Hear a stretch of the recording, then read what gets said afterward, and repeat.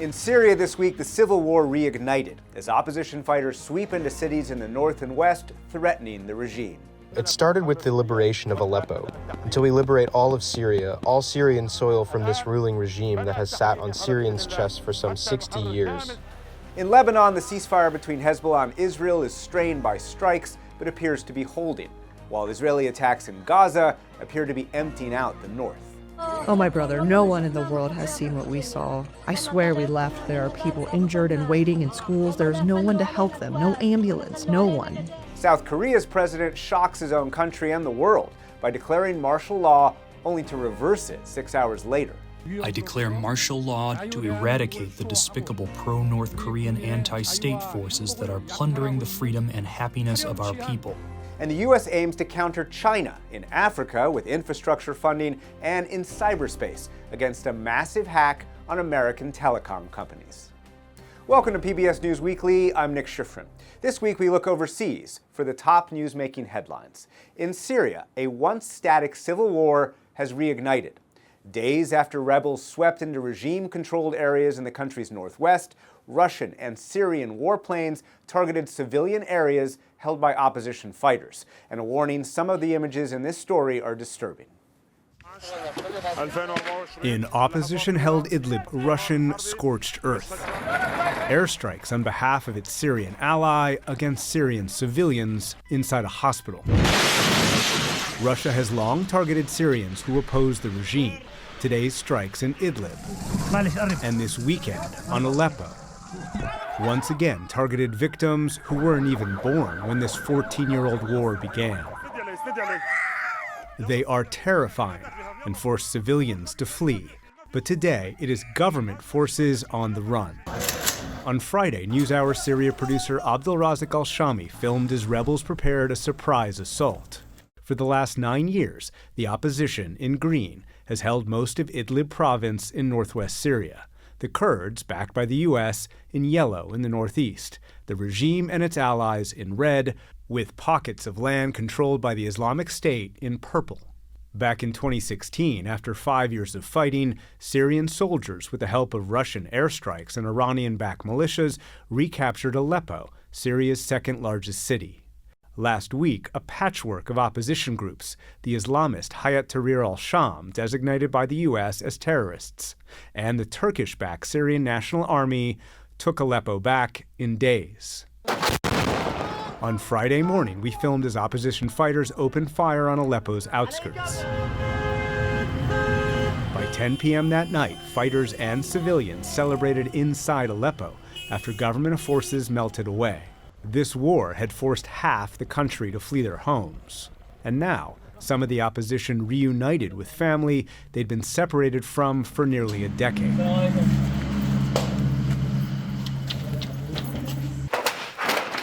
By day, rebels tore down their tormentor. Regardless of their group, they're united in their hatred for the authoritarian leader who long ago chose to starve, slaughter, and suffocate rather than serve his people. And they unfurled the flag of Free Syria. Samer al-Karbi is an attorney who returned to his hometown Aleppo for the first time in 8 years. Now is a good opportunity to return and build this country and get rid of the militias. Our aspiration is to be a nation of respect, a nation of freedom, a nation with foundations, and a nation of its citizens. Opposition fighters reached Aleppo's military academy, a former base for Syria and its Iran-backed allies. Abdulrazak al-Shami was with them. These rocket launchers you see behind me were used by Hezbollah, Iran, and Assad forces to fire rockets that targeted civilians in the western countryside of Aleppo. They caused the deaths and injuries of hundreds throughout the past few years. The opposition's sweeping success in Aleppo is just the beginning, vowed political activist Muhammad al-Akras. Now, it started with the liberation of Aleppo. Until we liberate all of Syria, all Syrian soil from this ruling regime that has sat on Syrians' chests for some 60 years. Today, Syrian soldiers said they're regrouping and fighting back. But the opposition expanded its fighting to nearby Hama province in western Syria.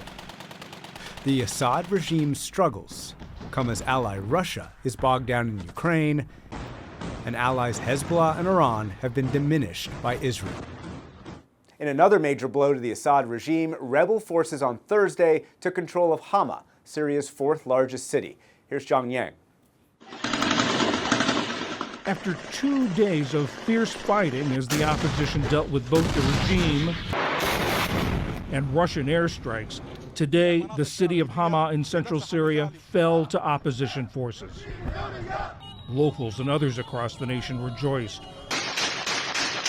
Hama is a key strategic hub in the fight for Syria. It lies at the crossroads of Aleppo and Damascus, Assad's base of power, on the M5 highway, a vital route connecting Syria's northern and southern regions. It's also home to the Hama military base, and now both the base and its stockpile are in the hands of the opposition coalition, led by Hayat Tahrir al-Sham and Syrian National Army opposition groups. The city had been in the regime's hands for the past 13 years of civil war, until today. How big a deal is it now that the rebels have Hama? It's a huge deal. Pushing further south, the rebel forces are now into what's called the spine of the country. It really is where the two parts of Syria, the neck and the base of Syria connect, and that's why it's strategically important. Andrew Tabor is a senior fellow at the Washington Institute and the former director for Syria at the National Security Council's Middle East Affairs Directorate during the first Trump administration. What this at a minimum will do is causing a major contraction, probably the biggest contraction since Russia entered the conflict in 2015. Most likely, it will lead to a different configuration of the de facto partition of Syria, which has been in place for well over a decade. And whatever American administration decides to do, the incoming Trump administration will have to deal with that. Russia and Iran have long had a stake in the Syrian civil war and have steadfastly supported Assad's regime. But now their support is waning at a crucial time. The most important thing that turned the tide here was Iran's weakening over the last year following the October 7th, 2023 Hamas attacks. That has distracted Iran. It's depleted it. There are different questions about why Russia is not intervening more forcefully. So either they don't want to, or they can't because they're busy elsewhere in Ukraine and overstretched as the Iranians are. The capture of Hama comes as part of the opposition's lightning-fast offensive down northwestern Syria. They're now just 25 miles from Homs, Syria's third-largest city and the opposition's next target. Homs would be a game changer. It is the literal heart and the center of Syria. And so the capture of Homs would be a major, would actually put Damascus in jeopardy. And I think it would cause a real panic among the regime. And so the battle for Syria and its future continues. For the PBS News Hour, I'm John Yang. Elsewhere in the Middle East, the ceasefire between Israel and Hezbollah precariously held this week despite attacks from both parties. But in Gaza, Israeli strikes continue, including on one man who sought to feed the famished. In North Gaza, Mahmoud al-Madoun fed the famished. They called him Chef Mahmoud for running a soup kitchen for the most vulnerable.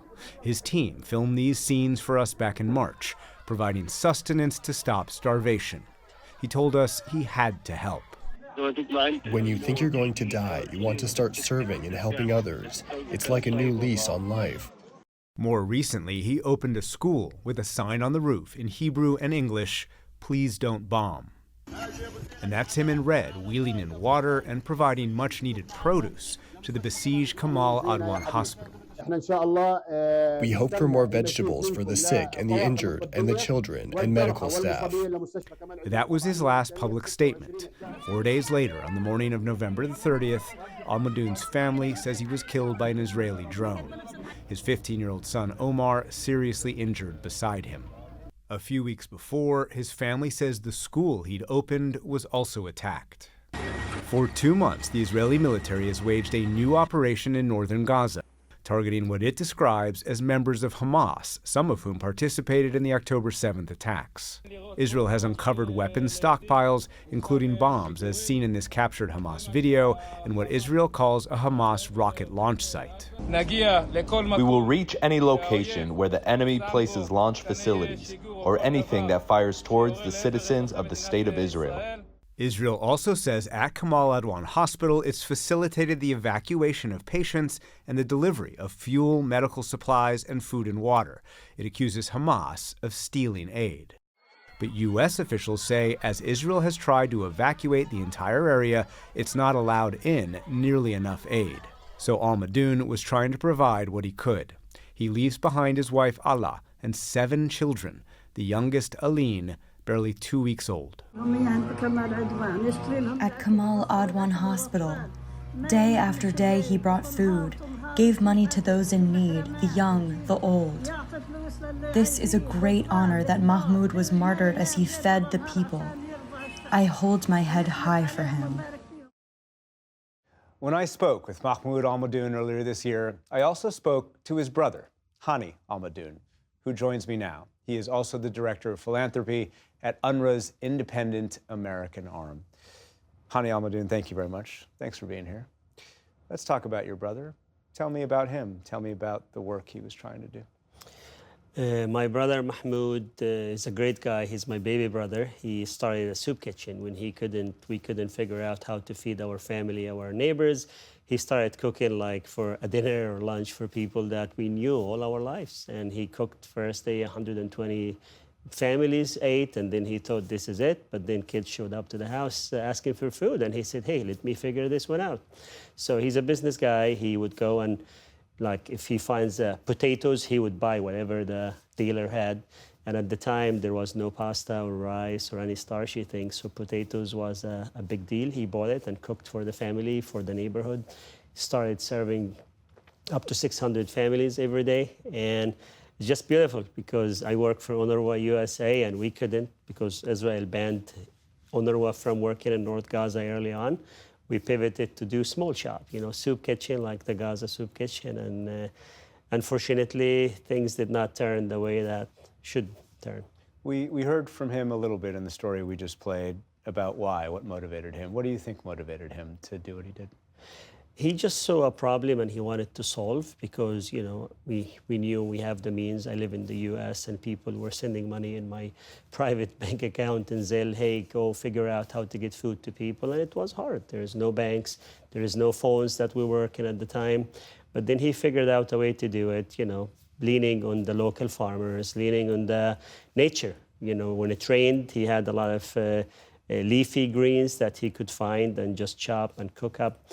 Literally, he would go at 7 a.m., my mom would wash the veggies and cook, but then eventually he hired a lot of people that, because we wanted to scale.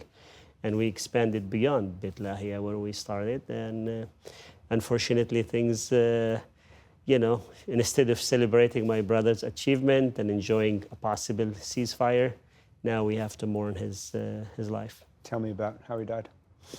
On Saturday around 9 a.m. local time, he left the 3rd or 4th shelter he's based at.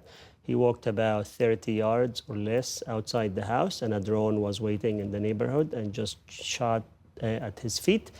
And the explosion was led to his death. It's basically, he died on the spot. Our friends who saw him tried to rescue him. They thought they could save his life, tried to take him to Kamal Adwan Hospital where he was headed. The very place that he was trying to help. He wanted to make sure they got the produce because the day or 2 days before he ordered a large shipment of produce that's largely restricted in North Gaza. And they couldn't because there was sniper fire. And you don't really believe it because this is turned into a legend. This guy is always there with videos and solving problems, and people really lean on him to provide those meals. And sadly, we buried him, and he leaves behind a legacy that's respected across the globe. People who mourn him, who live in the U.S., and people who live in Palestine, but also 7 kids. I reached out to the Israel Defense Forces, and they said they were formulating a response on your brother's death, but have not, as this moment, provided me any response. And as I mentioned in my story, what the context is there's been an operation in northern Gaza that the Israelis have launched for the last couple of months, Jabalia, Beit Hanun, around the Kamal Adwan hospital where your brother was helping. The fighting's been fierce. Israel says that it is targeting Hamas fighters, targeting Hamas ammunition, infrastructure. But as I also pointed out, U.S. officials say that Israel has not allowed enough aid into northern Gaza. How short of basic necessities, as far as you can tell, are the people living in North Gaza? It is real. We feel it because the famine, it brings people to our soup kitchens. More families have to be fed, and we work together to provide those meals. Now, eventually, what's in Gaza is there is really not much food left. There is probably canned meat. There is some lentils. That's what's feeding the north right now. Some flour. However, in the south, they're running into crisis with flour, where one bag of flour, that's about a 50-pound bag of flour, will bring about $1,000. That's a lot, and you could buy the same bag here for $15. And the problem with the black market, Israeli and U.S. officials admit, is that criminality has skyrocketed, especially where you just mentioned southern Gaza, central Gaza. There's not a lot of security at all, and that has led some other organizations to stop even delivering aid at all. In terms of your family, will you guys try and continue your brother's legacy? My brother always finished his videos with saying two things. I send my love to all my friends in the United States, and he would say in Arabic, mustamirrin, we will continue. And we are trying to do this. We expanded our operation in different parts of North Gaza. That means we have now 3 active full soup kitchens in North Gaza and 2 in the south. I look forward to the day we're not expanding because the need is gone. And you've mentioned the criminality. I do want to people, think it's complex. So these are organized criminals that somehow the Israeli army is turning a blind eye to. This is not somebody who's, it's not a rocket science. These people carry guns within 10 meters away or 20 meters away from the Israeli army. If they wanted to stop these criminals, they can. But they choose to look the other way, creating that massive need we see in both North and South Gaza. I pray we're close to a ceasefire, but it's sad because I'm not going to celebrate the ceasefire with my brother Mahmoud, who was my partner during these difficult times. Hani al-Madoun, thank you very much. Thank you so much. For the first time since South Korea became a democracy some 40 years ago, a president declared martial law this week. But hours later, the opposition and members of his own party in parliament rejected the order that could have threatened the stability of one of the U.S.'s most important allies. In Seoul tonight, they stormed the institution they pledged to protect. Special forces soldiers acting under martial law fought with protesters and pushed back opposition politicians from entering parliament. Inside, the only thing that stopped soldiers from the parliament floor, furniture deployed by opposition staffers. That allowed Parliament to vote down the martial law declaration 190-0, a step demanded not only by the leader of the opposition, who live-streamed himself jumping over the fence to get to Parliament, but also by the leader of Yoon's own party, who said, quote, "The president's declaration of martial law is wrong. With our people, we will stop it." Afterwards, security forces rushed out of Parliament. Protesters celebrated a battle won, and Yoon revoked his own declaration. I will accept the National Assembly's demand and lift martial law through a cabinet meeting.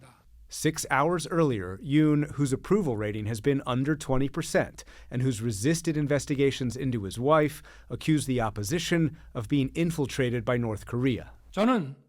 I declare martial law to eradicate the despicable pro-North Korean anti-state forces that are plundering the freedom and happiness of our people.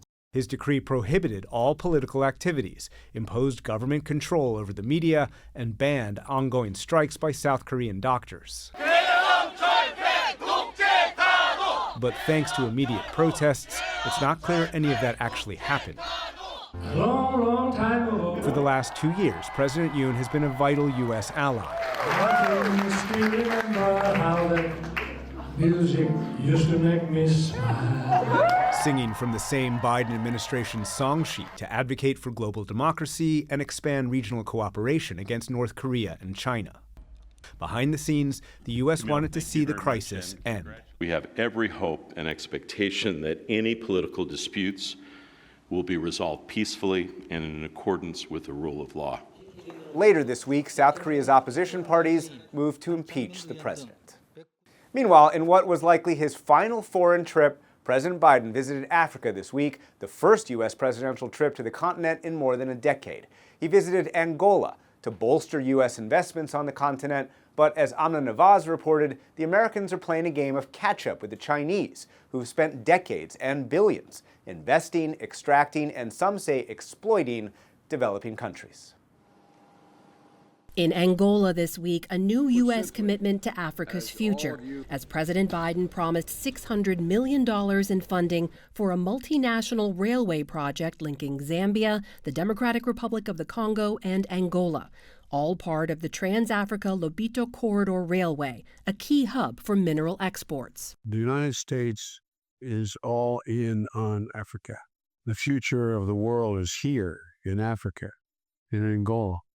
Yet that $600 million U.S. investment is small potatoes compared to China, which invested $21.7 billion in the continent in 2023 alone. This railway will not only speed up the economic development of two of the world's most underdeveloped countries, but also change local people's lives. Over the last 20 years, China has become sub-Saharan Africa's largest bilateral trading partner, accounting for 20% of the region's exports. The main commodities exported are heavy metals, minerals, and fuel. In exchange, China has provided billions in infrastructure investments in the region. In almost 24 years, China has invested over $182 billion in loans to 53 African nations. China's Belt and Road Initiative, launched in 2013, a $1 trillion+ global infrastructure investment project, has sent over $91 billion into Africa, building transportation, energy, and mining infrastructure. And at the Forum on China-Africa Cooperation in Beijing in September, President Xi Jinping promised an additional $51 billion to be invested in the continent. China is willing to deepen cooperation with Africa in the areas of industry and agriculture, infrastructure, trade, and investment.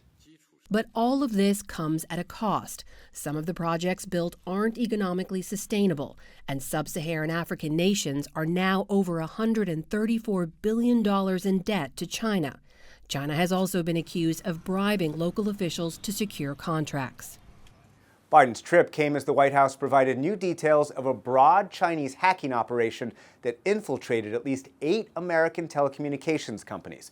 As I discussed with Jeff Bennett, none of them have managed to remove the hackers from their systems. So Nick, what did the White House say today?